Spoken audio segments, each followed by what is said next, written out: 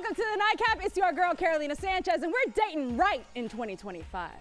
Every time we talk about dating on the show, everybody talks about how it's a cesspool, how it's a piss pool, how it's a terrible time dating. But in 2025, we're gonna change things around. We're gonna take a different approach and make sure that it's successful for us so we can find some love, okay? We need a drink in hand first. So I've got Paige Parker here with White Claw. Did you know we're practicing dry January on the show? We are, I know. Well, luckily for us, I have a White Claw non-alcohol.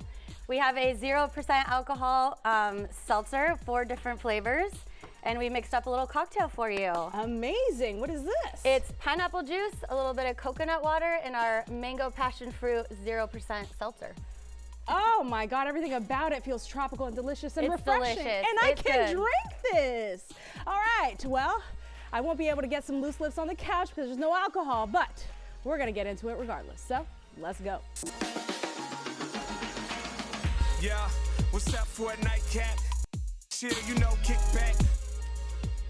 All right, let's dive into dating in 2025 with my friends. All right, we've got Jay Bradley back in the building. Hello, hello, darling. Good to see you. You having a good start to the year? Yes, ma'am. Celebrated a birthday? I'm starting it off with you. Yeah, it was really good. Thank you for that. Amazing. Next to you, we've got Holly Cotton. We know she's our serial dater, so she had to be on the show. And for the first time, we've got Tim Youssef. How you doing? Welcome to the show. I'm so excited to have you and hear your perspective on dating. Oh, goodness. Across from me, I've got Jenn Pinkerton. She's a psychotherapist, a connection expert, knows all about relationships and sex, and she's going to guide us into this new year. All right. You're all single. Yes. How was your dating life in 2024? Go for it. Oh, I had a great year. What made it so great? You know, I met, I'm all about the organic connections and going out, and everyone that I met just seemed to be, I think I'm exuding the right energy, so now I'm receiving the right people. So I had a great year. 2025 has been great too, and it just started. Oh, okay. Tim? I had a great 2024, dropped out of the dating scene completely to focus on enjoying life. Okay, so there was no dating life in 2024. Yeah, you want to bring it out and just point it out in front of everybody? I mean, you just pointed it out and yeah, but I was trying to put a positive spin on it, and you just like crushed it. No. I'm not here to crush.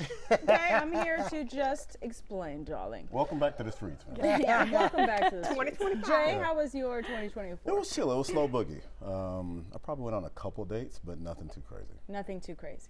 Okay, as you look into 2025, I feel like, Holly, you're like, I'm going to keep the same pace as 2024. Jay, how are you going to switch things up? I'm going to be more intentional. I'm actually going to be intentional. I made some notes for last year, some things that I want to do. I have a whole entire list of places that I want to go, so some little cool date spots. And I guess I will be in the streets as well, but more street adjacent on the curb. Okay, I'm going to have to ask the questions that I'm sure Miss Pinkerton is itching to find out as well. When you say you're going to have more intentions in 2025, what exactly do you mean you're going to be more intentional? Yeah, just going actually on dates. Hey, you look nice. We'd like to get to know each other. Let's grab dinner. Those things. Yeah, I didn't do that. So fewer hookups and more dinners? I had a lot of personal stuff going on in 2024. So it wasn't a lot of, in the streets doing that. So you're going to be in the streets this year? Curb, street adjacent. A street adjacent, street adjacent. Okay. Not full force, just a little bit, tiptoe in and back out. Right. Like I can move out of the way if a car's coming. Like you're 9 months pregnant and you really want this baby out. You have no idea what I'm talking about. But the women do. The women do. Lost him. Tim? I think I'm going to approach this year with a wide open perspective and look to you for some advice. All right, Jen. Are you liking what you're hearing here from? Absolutely. I mean, especially the intentional part, because the dating trends for 2025 are a little bit different. We're starting off with this idea of loud looking, where we're going to be very intentional about what we want. We're going to be vocal. We're going to say, this is what I want in a relationship and this is what I don't. And then there's another side of the coin where we're going to be softer. We're going to be more curious. We're going to be more experiential about having interesting dates, maybe going to do an experience instead of just meeting up for a drink. And people are going to actually focus on their boundaries and and what they want and protecting their peace. So I think it's going to be a different type of year for dating. Okay, Tim, as someone who was not in the dating game last year and you're in it now, does this sound like something you're going to take on? Being loud, taking things... I think so. I think it's exciting to try and put yourself out there and find somebody that happens to have the same idiosyncrasies and puts up with the same ridiculousness as you do. Ooh, actually, we have some really fun dating terms that we're going to get to a little later that have a lot to do with that. I'm going to have y'all guess what y'all think it is. Okay, we're gonna look into y'all's approaches coming up next, so you stay right there. We're talking dating in 2025.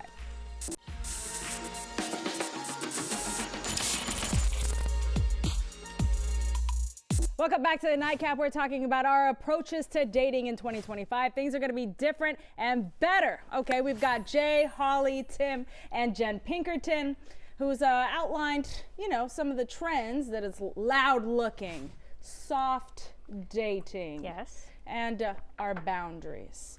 So let's talk about what you don't want in 2025. Holly, you seem to have had a great 2024. You're off to a great start. So what are we not looking for? So for me, I am anti-investing. Anti-investing? Yes, like last year and this year, I have so many goals. I have so many things that I am trying to pursue personal-wise. I don't have time for the foolishness that comes with a relationship. So I want, again, loud dating. I let them know from the start. I'm here, let's have a good time. I don't want to be checking in all the time. I might be off the radar, like whatever. If you're with that, let's be friends. If not, then sorry. But okay, Holly, I finally have to go here with you. Okay. For those of you who don't know Holly Cotton from the show, she is a serial dater. She has a great time. She's been called a PIMP once or twice on the show, and she is proud of it. Are you or are you not looking for love? Not right now. No, I'm not. I mean, I was married for 17 years. I did the whole wife. I was, I did everything. I raised kids. I was a family person. I did all of that. 20 years I was with someone my whole adult life, basically growing up. I'm in a fantastic space right now. I have great friends that are of the opposite sex. I have a great time. I'm pursuing my goals. I just don't have time for a relationship. So I love to be cared about, because when you start hanging out with someone, I'm a caring person, they're a nurturing person, we are gonna vibe. Like, that just comes with who my energy pulls in. But as far as the actual commitment part, I don't want a commitment. Okay. Fellas, what are y'all looking for? Are y'all looking for love, commitment, or are y'all just like happy to be courting people? I think you have to start with looking for someone that just has a good time with you and enjoys spending time with you. Love, I mean, that's secondary to friendship. I mean, it has to start with common interests, common understanding, of what it means to be in love before you can actually get there. Okay, so you looking for friendship. You're looking for good vibes and friendship, and I think it potentially starts with love. friendship and then turns to love. Otherwise, you just have, infatuation or puppy love, and we're all over that. Oh, okay. I'm gonna ask Jenn for her thoughts here in a second. Jay, are you looking for love? Are you looking for courtship, friendship? I think the friendship, I'll agree with you, Tim. Friendship is really the most important thing. It's easy to find SEX on any corner in Houston, as long as you got most of your teeth in the bus. Did you really spell out sex? I did. I've got kids. What you know show what I mean? do you think My you're bad, on? all right. It's easy to find sex in Houston. Okay. On any corner, as long as you have most of your teeth in a bus pass, right? And so at this point in life, it's like, what's next? Like, the friendship is that piece. Like, somebody I can hang out with. We can go to a ball game, or we can go shoot pool, or we can go travel the world. Any of those things, that's the stuff that I'm looking for, the compatibility where we can just have a great time with each other regardless of what we're doing. Jenn, I have a lot of thoughts, but you are the expert here. What are your thoughts on what these... I hear you both talking about friendship, and while that is important and I understand your point of view, I don't think you can go into it looking at that. Because if you go into it saying, I just want a friend, you're going to be putting out this energy, you're going to limit yourself, and you might have somebody that says, I don't want just another friend, I have plenty of friends. But I think instead what you both really might mean is you're looking for that real connection. You want to be dating someone that can go travel the world with you, that you feel like can go to a ball game. You want somebody that you connect with, that you really have this great vibe with. And I think you just have to be really upfront about, I want to feel this connection.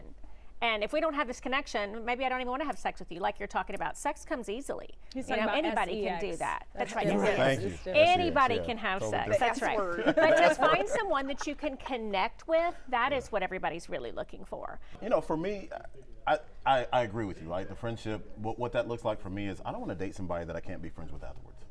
There's a different point in my life where I probably was exactly where she is right now, where it's like, yeah, let's have fun, whatever case is. If it ends up something, great.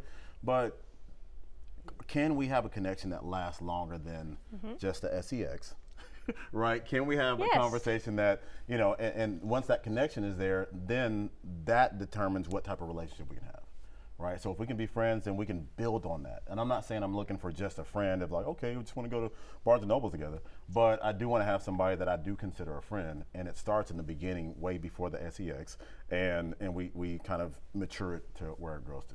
Can I just piggyback real quick? Yeah. So this is what I keep telling people whenever I talk to women as they ask me about my books, is how important it is during those initial conversations to identify what they're looking for. You know, I've said this before. That is the important part about dating. So when I go out with Jay on the first date and I hear what he's looking for, if I'm interested in him, then I need to say, okay, so he wants friendship. All right, well, if I want to win him over, let me figure out what I need to do as a person to be able to be friends with Jay. Okay, he wants to watch But see, he football, don't want wants to somebody be- who's going to air quote friends him. He wants a genuine connection he and thinks compassion. that. He thinks that.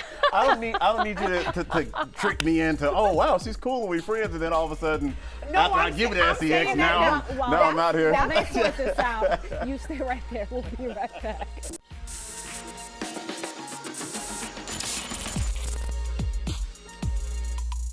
Welcome back to the Nightcap. We're having a lively conversation here on the show with Jay, Holly, Tim, and Jenn Pinkerton. We're discussing dating this year, and you two have solved your problems, yes? No. Okay. No. Oh, no. Okay, that's fine. All right. As Jenn mentioned earlier, there are dating trends for 2025, and there are these very interesting words, and I'd love for you guys to guess what they mean. We're going to start with sticking. Oh Lord. Are we guessing what it Yeah. is? What do you think Oh, sticking means?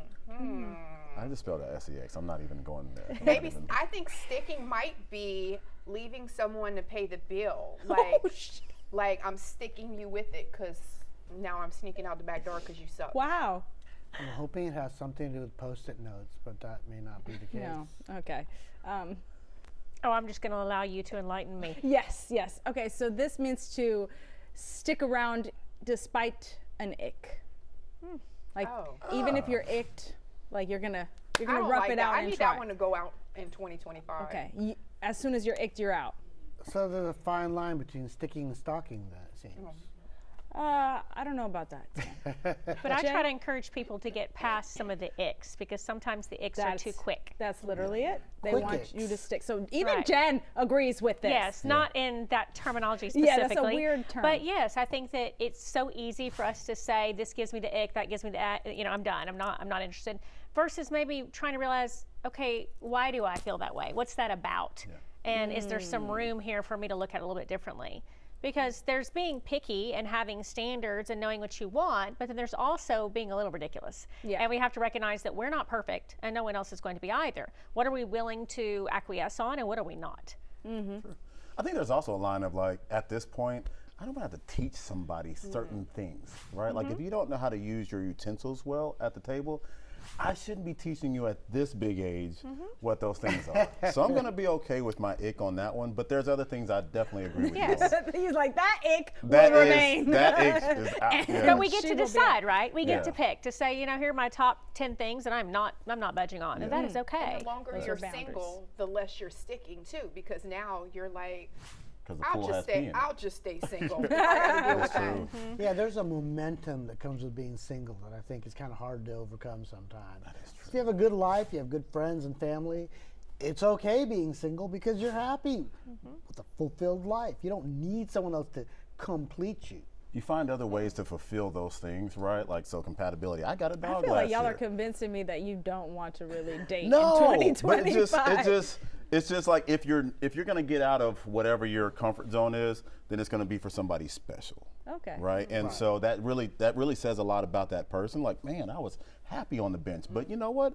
I'm getting in the game. You're that amazing. I'm in here. Maybe Whatever they the ick freak is. matched you.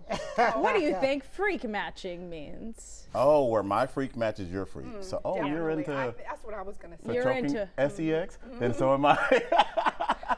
And then it's like we're connected on those things. Or some gray anatomy stuff. Not gray anatomy. what 50 is it? Shades of 50 Grey. Shades of Grey Yeah, stuff. yeah. Where like your freak level is like, Yes. oh, okay, we're on the same page. Tim? I think it means a whole different thing after the P. Diddy indictment. I'm just saying. Yeah, so what do you think it means?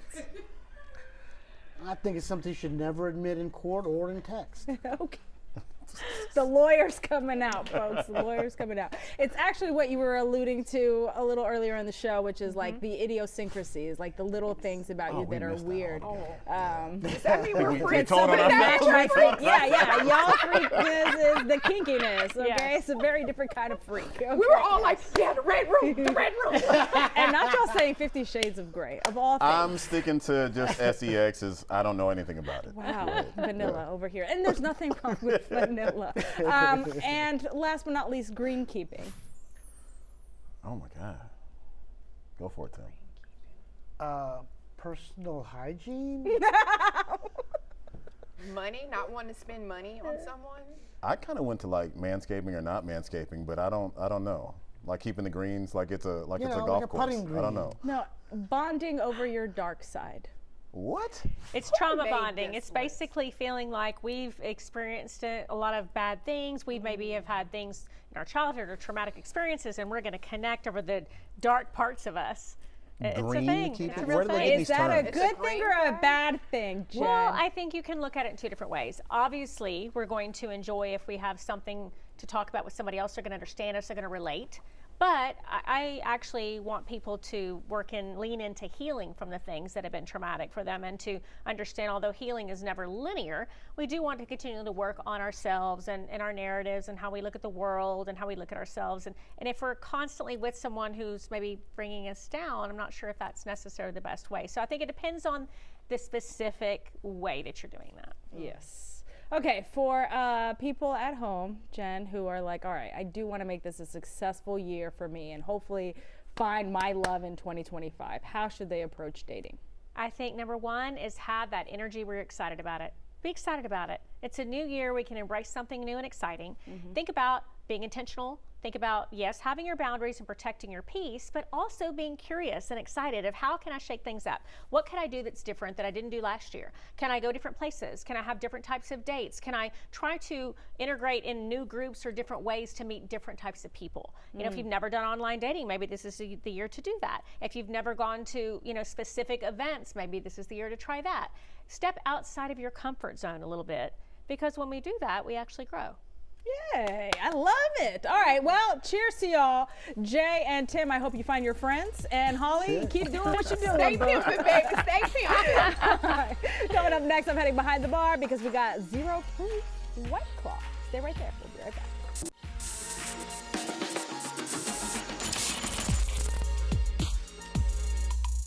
Welcome back to the Nightcap. I'm behind the bar now because White Claw has a non-alcoholic version. I've got Vivian Zoe here and Paige Parker, and you're here to do what? Back glass up. Yes, yes, yes. Okay, Vivian, Yes. darling, this mocktail was absolutely delicious. I'm glad you liked it. But you have another one you're making. Yes. This is called the Mocktail Clawberry. Ooh. Yes, and it's with our White Claw, Black Cherry, Cranberry, and there's no alcohol in it. Amazing. Okay, well, while you shake it up, me and Paige going to talk about all the different offerings. So there's 4 different ones, as you said. Yep, it comes in a variety pack, 4 different ones. They have the black cherry cranberry, lime yuzu, which is my personal favorite. I love the lime. Mango passion fruit, which you tried in the first cocktail. And then we have our peach orange blossom. And this is the black cherry, right? Yes, All right, yep. I'm going to take a shot of all of them since, we get crazy up in Yeah, here. girl. That is very good. Yeah, we tried to make something that was similar to White Claw, but I was had going to say, 0%. it actually tastes like the White Claw. Yeah, but- we use our same proprietary sugars and the real fruit juices in this as we do our regular White Claw. With a lot of people becoming sober curious or not drinking these days, we wanted to give them a premium drink that they can enjoy in the bar and still feel like they're drinking with their friends, but not just boring seltzer. And how has the response been so far? It's been really positive. People drink them as is, or they spice them up on their own with their own vodka or, you know, tequila, whatever you want to put in it. Okay.